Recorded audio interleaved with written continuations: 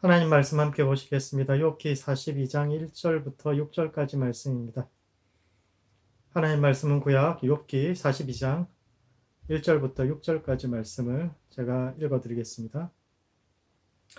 욥이 여호와께 대답하여 이르되 주께서는 못하실 일이 없사오며 무슨 계획이든지 못 이루실 것이 없는 줄 아오니 무지한 말로 이치를 가리는 자가 누구니까. 나는 깨닫지도 못한 일을 말하였고 스스로 알 수도 없고 헤아리기도 어려운 일을 말하였나이다.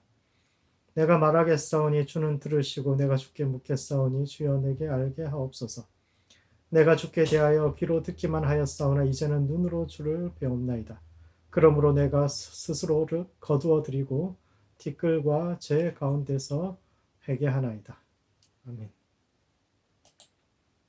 욥기는 지혜에 관한 아주 잘 짜여진 논쟁을 담고 있는 책입니다.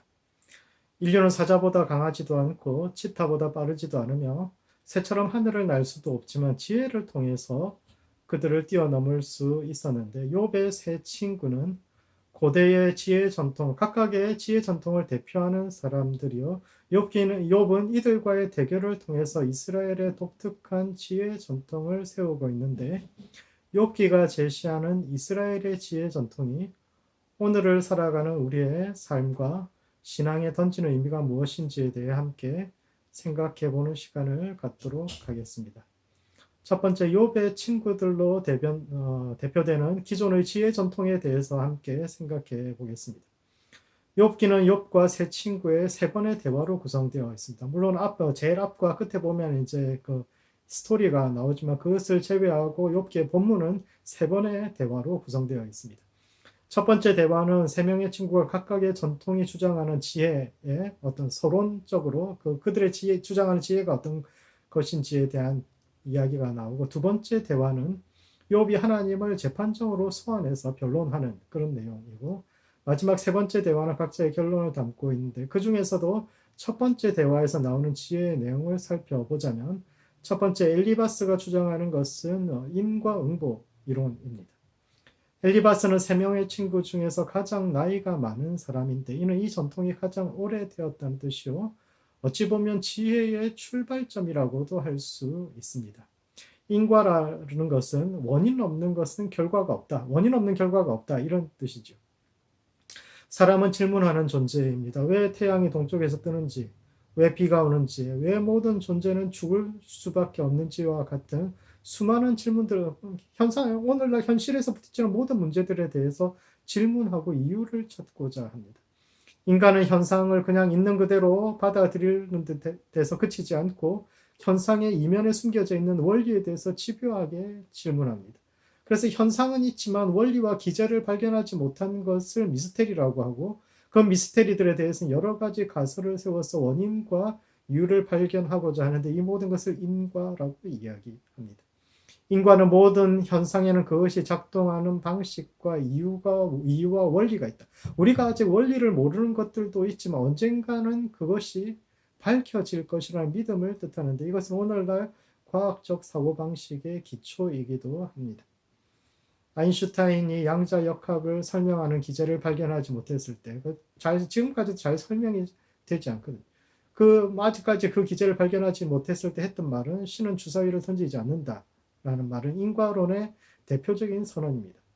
세상은 우연에 의해서 지배되지 않고 철저하게 질서 위에 세워져 있으며 지금은 아니더라도, 지금은 비록 그걸 잘 모른다 하더라도 언젠가는 그 원리를 발견할 수 있을 것이라는 그 믿음을 인과라고 이야기합니다. 지혜의 역사에서 인과의 발견은 환경은 단지 우리가 순응하고 받아들여야 되는 그런 대상인 것을 넘어서 오히려 원리를 알고 그것을 정복할 수 있는 어떤 도전 정신을 제공해 주었습니다. 그리고 자연계에서 발견한 이 인과의 법칙을 철학과 인간관계와 사회로 확대시킨 것이 바로 응보 이론입니다. 응보라는 것은 세상이라는 것은 균형을 찾게 되어 있다 이런 뜻이죠. 모든 자연 만물의 원리가 균형점을 찾아서 움직이는 것인 것처럼 인간관계도 세상도 그렇게 뭔가의 균형을 찾아 움직이고 있다라는 겁니다. 그것은 내가 행한 그 일들이, 그 업이라는 것이 돌고 돌아서 내게 돌아온다는 응보 이론을 이론이고 그것을 한계까지 밀어붙였던 사람들이 바로 인도 사람들이고 또 불교 철학자들이죠.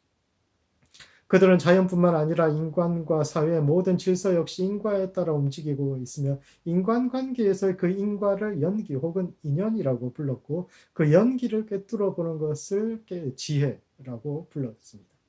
즉 엘리바스가 이야기하는 인과응보라는 것은 지혜의 출발점이요.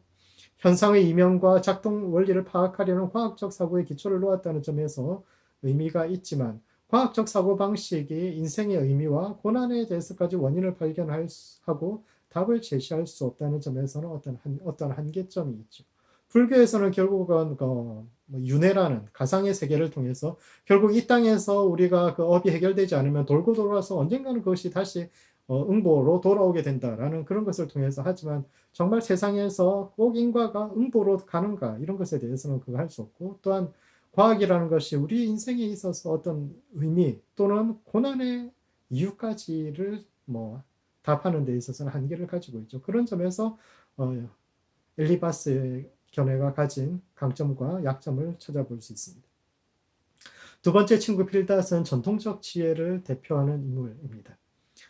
그가 했던 주장의 첫 말이 뭐냐면 옛사람들에게 물으며 조상들이 터득한 일을 배우라 이런 말로 시작하게 되는데 이는 과거에 이상시대가 존재했으며 그 시대로 돌아가는 것이 지혜의 목표라고 주장하는 것입니다. 이것은 플라톤의 사상이나 유교의 가르침과도 비슷합니다. 유교는 요순시대와 같은 과거의 이상시대를 재현하기 위해 인의 예지를 쌓는 것을 학문의 목적으로 하고 있습니다. 그들은 과거 세계가 아주 잘 질서 잡혀 있었다고 생각하는데 질서 잡혀 있었다는 것은 결국 각자에게 정해진 자리와 의무가 있다는 뜻이요. 그런 점에서 자기 분수를 아는 것이 지혜입니다. 농부는 농부의 분수를, 군인은 군인의 분수를, 지도자는 지도자의 역할과 책임을 다하는 것이 지혜입니다. 공자가 강조하는 예라는 것이 결국은 자기의 신분과 위치에 따른 의무를 자각하는 것이요. 플라톤이 국가라는 책에서 이상적인 상태로 여기는 것 역시 각자의 위치에서 자기 위치에 따른 그 덕을 잘 감당하는 것으로서 군인의 덕은 용기고 지배자의 덕은 지혜이며 농부의 덕은 근면함이죠. 각자의 덕이 다른 겁니다. 그래서 빌닷의 지혜는 보수적일 수밖에 없으며 과거의 모순에 대한 도전과 창조적인 해결보다는 전통을 따를 것을 주로 요구하는 지혜입니다. 그들은 세상이 갈수록 발전하는 것이 아니라 퇴보되어 왔다고 믿습니다. 물질이나 도구적인 측면에서 세상은 발전했을지 몰라도 인간성이나 도덕적인 측면에서는 타락을 거듭해 오고 있다고 생각하기 때문에 젊은이들에게 창의력보다는 복종을 요구하며 치열한 질문 이런 것보다 그런 자성 같은 것보다는 그런 것이 없죠. 그냥 전통을 따르기만 하면 되고 그래서 이들의 논의는 대개 뜬구름 잡기입니다.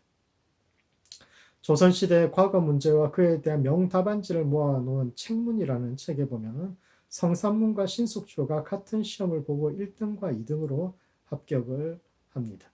신숙주는 모든 것이 시스템의 문제요. 시스템을 정확하게 진단하고 대안을 제시해야 한다라는 이런 내용으로 썼고 성산문은 왕이 스스로를 잘 다스리면 나라가 평안해진다는 전통적인 수신제가를 주장했는데 성산문이 1등하고 신숙주가 2등합니다. 만약 제가 채점했다면 아마도 신숙주에게 1등을 줬을 텐데 그 시대에는 성산문이 1등입니다. 임금이 잘하고 윗사람이 잘하면 결국 모든 것이 잘 될 것이라는 이상론은 좋지요. 하루가 다르게 변화하는 복잡한 세상 속에서 스스로를 훈련하는 수신의 좌표는 제공할 수 있어도 세상을 객관적으로 보고 대안을 제시하는 국가의 인재를 뽑거나 의인의 고난에 대해 답을까지 제시할 수 없다는 점에서 그 또한 한계를 가지고 있습니다. 세 번째 친구 소발은 불가지론자입니다. 그는 내가 하나님의 오묘함을 어찌 측량하며 전능자를 어찌 능히 완전히 알겠느냐라는 질문으로 자신의 이야기를 시작합니다. 그는 우리는 하나님의 뜻, 즉 진리를 완전히 알 수 없기 때문에 말할 수 없는 것에 대해서는 침묵하는 것이 좋다고 생각합니다. 세상에서 화와 복은 연결되어 있습니다. 세옹지마의 고사에서도 볼 수 있듯이 복처럼 보였던 것이 어느 순간 화가 되고 화가 복이 되기도 합니다. 따라서 어떤 사건을 복이나 화라고 단정 지을 수 없다라는 뜻이죠. 불가지론이라는 것은 사물의 본질은 인간에게 있어서 인식이 불가능하다라는 철학적인 관점입니다. 인간이 하나님을 다 이해할 수 있겠습니까? 인간에게 모두가 파악되는 신이라면 이미 신이 아니겠죠. 신은 개념적으로 인간의 이해 너머에 계신 초월적인 존재입니다. 인생의 의미나 고난의 이유 없이 그런 불가지의 영역에 속해 있습니다. 세상의 어떤 이론도 인생의 고난에 대해서 다 설명해 주지 못하고 세상에는 우리가 아는 것보다 모르는 것이 훨씬 많습니다. 따라서 우리는 우리가 알지 못하는 것에 대해서는 침묵하는 것이 좋다는 것이 소발의 의견입니다. 불가지론은 어떤 면에서 굉장히 지혜로운 삶의 태도입니다. 특히 고통 가운데 있는 사람들에게 건넨 어설픈 위로가 더 큰 상처를 주기도 한다는 점에서 굉장히 지혜로운 태도일 수 있지요. 그러나 그렇기 때문에 불가지론은 대안을 제시하지도 못합니다. 불가지론은 그저 인생은 이유 없이 겪어야 하는 일들의 연속이라는 인과론 이전의 세계관으로 돌아가는 것입니다. 우리는 약한 존재여 세계를 알 수 있기 때문에 알 수 없기 때문에 할 수 있는 일 역시 아무것도 없다는 것이죠. 그러므로 우리가 가진 생각을 곰곰이 들여다봐야 합니다. 욥기는 세상의 지혜들과의 대결을 통해서 우리 자신의 생각, 이스라엘의 새로운 전통을 세우는 것처럼 우리도 세상의 지혜들과의 대결을 통해서 또 우리의 생각이 어떠한 건지를 다시 한번 세워가야, 스스로의 전통을 세워가야 한다는 점을 이야기하고 있습니다. 믿음이라는 것은 입술로 신앙을 고백하는 데 그치는 것이 아니라 생각이 바뀌고 삶이 바뀌는 것이며, 생각이 바뀌기 위해서는 먼저 우리 자신이 어떤 바탕 위에 생각하고 있는지를 돌아보아야 하는데, 그런 점에서 우리는 성경적인 사고방식을 가지고 있습니까? 아니면 세상의 지혜를 따라 살아가고 있습니까? 두 번째, 그렇다면 욥기가 이야기하는 지혜는 어떤 것일까요? 욥기의 지혜를 이해하기 위해서는 고난 후에 욥이 어떻게 달라졌는지, 그리고 그가 하나님을 만난 후 했던 회개가 어떤 것인지에 대해서 깊이 생각해 보아야 하는데, 이는 첫 번째 타자의 시선, 특히 낮은 자의 시선으로 세상을 보라는 것입니다. 고난은 사람을 겸손케 할 뿐 아니라 다른 관점으로 인생을 보게 합니다. 고난당하기 전 욥은 어떤 사람이고 또 어떤 생각을 가지고 살았을까요? 욥은 의인이었습니다. 하나님도 자랑하고 싶어서 견디지 못할 만큼 완벽에 가까운 삶을 살았던 사람이 바로 욥입니다. 그는 한 번도 불의를 행하지 않았을 뿐만 아니라 자신에게 손 벌리는 가난한 자들을 단 한 번도 그냥 돌려보내지 않았던 그런 사람입니다. 욥의 친구들이 하도 욥이 자기는 잘못한 게 없다 그러니까, 그러면 너는 혹시 지나가는 사람이 누군가 너에게 도움을 요청하는데 단 한 번도 거절한 적이 없느냐라고 이야기할 때 욥이 당당하게 나는 한 번도 그런 적이 없다라고 이야기하는 그런 사람입니다. 그러나 그럼에도 불구하고 그는 늘 높은 곳에 있었기 때문에 낮은 자의 마음을 온전히 이해할 수는 없었습니다. 욥은 고난을 통해서 인생의 또 다른 측면, 인생의 세상에 어둡고 아무리 노력해도 넘어갈 수 없는 심연과도 같은 한계, 즉 자신의 무력함과 무능함을 발견하게 됩니다. 기독교 지혜의 출발점은 바로 이러한 인간의 무력함, 즉 죄인됨을 깨닫는 데 있습니다. 인간은 스스로를 구원할 수 없으며 낮은 자의 시선으로 세상을 보는 것으로부터 지혜가 출발합니다. 이 땅의 지혜 전통은 대개 지배층의 입장을 반영하고 있습니다. 과거 글을 읽고 역사를 이해하고 지식을 전수하는 일은 먹고 살기 바쁜 하층민들이 할 수 있는 일이 아니었죠. 그래서 지혜는 상층부 사람들의 전유물이어 따라서 그들의 기득권을 강화하는 방향으로 발전해 왔습니다. 이것은 그 사람들이 나쁜 사람들이었다거나 편파적이었다는 뜻이 아니라 그것이 자연스러웠다라는 뜻입니다. 간혹 백성을 근본으로 하는 정치와 학문에 대해 이야기하는 사람들이 있기는 했지만 그 사람들은 소수고 예외적인 사람들이고, 그들이 말하는 백성 역시 감정적인 동정의 대상이지 역사의 주체로서의 백성, 스스로의 지혜 전통을 만들어내고 스스로 또 다른 관점으로서 세상을 보는 그런 지혜로운 자들로 여기지는 않았죠.